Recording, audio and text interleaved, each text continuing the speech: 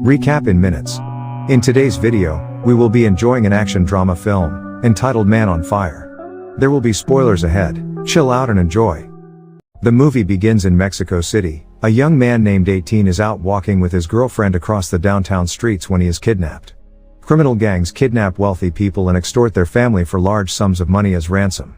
As police officer Victor Fuentes calms the family, 18's wealthy father receives a call from human trafficker Daniel Sanchez, who is very interested in 18's $10 million life insurance policy. 18 is discovered near a highway overpass, blindfolded and in his underwear, but alive, after the father and Victor arrange a dead drop. Meanwhile, former CIA officer John Creasy visits his old friend Paul Rayburn in Mexico, who is living like a king with all the people surrounding him. The old friends are talking about life when Paul suddenly asks Creasy if he has been working lately. Creasy replies no and runs around different places every now and then. Mexican businessman Samuel Ramos, on the other hand, consults with his attorney Jordan Kalfas about the kidnapping incident, which has convinced Samuel's wife, Lisa, that their 9-year-old daughter, Peta, requires the services of a bodyguard. Samuel is hesitant, and it is hinted that he is experiencing financial difficulties, as Peta had a bodyguard until lately, but they had to let him go. Attorney Kalfas informs Samuel that he needs to employ another bodyguard to renew the family's ransom insurance and suggests he speak with Paul, a former CIA agent who now operates an executive security agency. Because of the rising frequency of kidnappings in Mexico, Paul persuades Creasy to work as a bodyguard for Samuel Ramos. Samuel is pleased by Creasy's resume, which includes experience in counterinsurgency and counterterrorism operations. Creasy, on the other hand, is exhausted by all the death and tragedy and has turned to alcoholism to cope. Samuel strongly advises him to keep his alcoholism a secret from both of them. Creasy arrives at the Ramos residence and is introduced to Samuel's wife, Lisa, who is also an American, and daughter, Peta. Creasy is also introduced to his new room inside the residence by Peta. Early on the following day, Creasy is planning out his route to Peta's school. On the way to school, Peta notices some scars on Creasy's hands. Then, she starts asking about Creasy's personal information while Creasy notices a car following from behind. Upon arriving at the school, Peta instructs Creasy to sign in at the school lobby to keep records of Peta's guardian. Peta introduces Creasy as her personal bodyguard to the school headmistress named Sister Anna. Then, the bell rings, indicating that the classes are about to start. Creasy steps out of the school to wait for Peta. After Peta's class, they immediately went straight home. Creasy frankly tells Peta that he is getting paid to be his bodyguard and not as a friend. Peta gets upset upon hearing this and gets out of the car to move to the back seat. Later in the evening, Lisa asks Creasy how he has been going so far as a bodyguard, and he immediately replies he has been doing great with Peta. After Lisa leaves Creasy, he is still struggling with alcohol right before going to sleep. He even tries to commit suicide, but his gun misfires. Then, Creasy calls Paul in the middle of the night to ask for a defective 9mm bullet. Paul attributes this to a bullet's tendency to find its way to truly deserving targets. The next day, Creasy notices a car following again to the car he was driving while on the way to Peta's school with Lisa as a passenger as well. He immediately asks Peta for a pencil while he grabs a piece of paper in his pocket to write down the vehicle's plate number. Later on, Creasy's initial annoyance with Peta gradually fades as he finds himself opening out to the child. In her parents' absence, he stands in for them, giving her guidance and coaching her in her swimming sessions. He helps her overcome her phobia of the sound of starting pistols, transforming it into a desire to move when she hears one. When Peta's parents arrive from their business trip, they give her a dog which she has been asking for quite some time already. On the day of the swimming competition, Samuel and Lisa were not present. Instead, Creasy takes the place of Peta's guardian while doing his duty. Creasy is watching Peta closely as she competes. Peta wins the competition, and he is silently overwhelmed. Peta celebrates her victory in a cafe with Creasy, Paul, and his wife, Alicia, after the competition. Peta presents Creasy with an insignia of St. Jude, the patron saint of lost causes, claiming she purchased it with her own money. Creasy is about to drink another shot of alcohol late at night when he notices it is already empty. Instead, he takes out the Holy Bible and reads a verse from it. Meanwhile, Peta tells her father, who is out playing golf, that she prefers swimming over playing the piano. Samuel, on the other hand, demands that her daughter pursue pianists and enrolls her in a piano lesson. The next day, Peta heads to her piano lesson with Creasy and his new dog named Sam.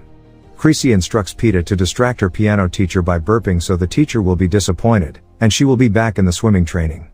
Creasy spots a strange vehicle driving by and a pair of police cars shutting off the surrounding street shortly after transporting her to a piano audition. Creasy pulls out his gun and fires a shot into the air, similar to a starting pistol, frightening Peta into running away. During the subsequent shootout, 4 of the attackers, including 2 corrupt police officers, are killed. Creasy is critically injured and incapacitated as a result of the battle, allowing the surviving kidnappers to capture Peta and drive away. While Creasy is comatose in the hospital, the police chief publicly mocks him, claiming he murdered the 2 cops. Mariana Guerrero, a journalist, finds it intriguing that the cops were supposed to be off duty yet were still in uniform and driving squad cars. Miguel Manzano, her federal ministerial police contact, stated flatly that the cops were corrupt. They plan to contact Creasy after he has recovered.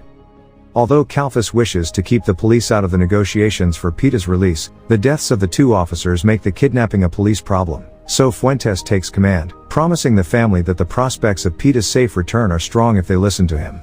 Soon later, Sanchez demands a $10 million ransom in exchange for Peta. Although Ramos is supposed to go to the drop alone, Fuentes warns against it and follows Ramos there. The kidnappers are attacked during the drop, forcing Ramos and Fuentes to flee. Sanchez, enraged, confesses that his nephew was killed in the ambush, and he blames Ramos for disregarding his orders. Peta is eternally lost to them, which is thought to indicate she is dead. Paul discovers Creasy's predicament and assists Creasy in escaping to a safe location where he may recover from his injuries. Investigators help Creasy to be alive in order to help recognize the syndicate behind the rampant kidnapping in Mexico. Manzano shows Creasy the lists of wanted criminals, but he does not recognize any of them. Creasy suggests checking the lists of corrupt police officers. Manzano is certain that the government will protect the police involvement in the case since they are protected by a brotherhood called La Hermandad. For Creasy's safety, Paul decides to send him back to America but immediately refuses the idea. Creasy wants to get back to the crime scene where he last saw Peta. Also, Mariana Guerrero is trying to have a scoop on this case and follows Creasy and Paul. Mariana reaches out to Creasy and wants to help him find Peta and her kidnappers. She already suspects the La Hermandad for the people behind this modus. Creasy returns to Peta's house and assures Lisa that he would kill everyone participating in or profiting from the kidnapping. Creasy armies himself with a plethora of weapons and ammunition. Creasy calls Mariana to look for the owner of the last plate number who took Peta. However, he is not certain of the last digit and asks her to get the 10 possible matches of the plate number to the Agency for Federal Investigation headquarters in Mexico City. Luckily, Creasy is successful in locating the kidnapper's address and recognizes the getaway vehicle used. Creasy learns that the kidnappers are police judicial officers. Creasy tortures the corrupt police by cutting his fingers one by one until he gets to know where he can find the people who deliver Peta to the kidnapping boss. Then, he kills the police and lets the car jump off a cliff. Afterward, Creasy's next target is the group named the Guardians. He goes to an open bar where the group is running its operation. Creasy learns that the anti-kidnapping investigator Fuentes is part of the kidnapping operation and finds out another victim hidden inside the bar. He also gets the chance to confiscate an ATM card where all the money for their kidnapping services dropped.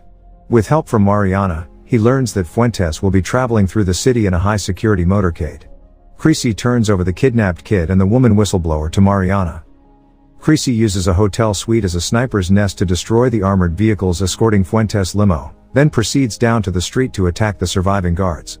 Creasy intercepts the limo and knocks Fuentes down after a protracted shootout utilizing advanced guerrilla warfare tactics. Under the bridge on a highway, Creasy interrogates Fuentes. He confesses that he ambushed the dead drop since he had previously organized so many of them. He anticipated it to be simple money. However, the bags stolen from the drop contained only $2.5 million, less than a fourth of the total ransom. Creasy discovers that the other half of the ransom money is at Samuel's lawyer, Calfus, who has a vested interest in it. Fuentes pleads to be forgiven, claiming that he is nothing more than a paid professional like Creasy. Creasy, disgusted, explains that while Fuentes lay unconscious, he buried an explosive within his rectum, which will explode in 5 minutes. Fuentes spends the last few minutes of his life wailing until the explosive detonates, killing him, while Creasy walks away. Creasy tracks down another $2.5 million to Calfus and goes to confront him, only to discover his severed body lying in a pool. He discovers that the kidnapping was planned by Samuel. Creasy approaches Ramos, who admits that he was on the verge of bankruptcy, so Calfus advises staging Peta's kidnapping so that he can collect the insurance money. Calfus had taken care of most of the details, assuring Ramos that Peta would only be watching cartoons at a secure house for a few hours. Samuel killed Calfas for his betrayal. When Fuentes became too greedy, things went wrong. Ramos blamed Calfas for this and had him executed. Creasy leaves a revolver and a single bullet from his unsuccessful suicide attempt on the table, reinforcing Rayburn's prior admonition about bullets always finding deserving targets. Samuel shoots himself after Creasy and Lisa have left. On the other hand, Mariana and Manzano trace the ATM card to the Voice's wife and find her address, allowing Manzano's officers to infiltrate her home and obtain a photo of the Voice. Mariana is preparing to publish Sanchez's photo in the newspaper when she is assaulted on the way home by a gang member who threatens to kill her if she does. Despite the threats from the Brotherhood, Guerrero publishes the photo, gives Creasy the address, and headlines Tiene Vo el Miedo. Creasy gains entry to Sanchez's brother Aurelio's apartment after learning where he resides. Creasy gets wounded in the chest by Aurelio, but he is able to flee. Aurelio tries to flee in a Volkswagen bus, but Creasy shoots him and causes him to crash into a massive truck. Creasy returns Aurelio to his apartment and kidnaps Sanchez's heavily pregnant wife, Reina. He tortures Aurelio and coerces Reina into calling Sanchez. Meanwhile, Manzano's crew is preparing to track down Daniel's call in their headquarters. Daniel calls Creasy and threatens him with his family, but Daniel reveals that Pita is still alive and offers to trade her for his brother and Creasy, which Creasy accepts. Creasy urges Lisa to accompany him to the exchange and transports her to a remote rural area where she looks for the injured Aurelio while he searches for Daniel. He finds Daniel and his guys and rejoins Pita. She rushes to her mother once he captures Pita. Aurelio and Creasy, on the other hand, hop into a car and exchange his life for Pita's, which drives away. The movie ends with Creasy died from his gunshot wound, dropping the Street Jude symbol that Pita had given him in the back seat. Meanwhile, Manzano hunts Daniel down later that day and kills him during an arrest. Thanks for watching. Subscribe for more videos like this and help the channel grow.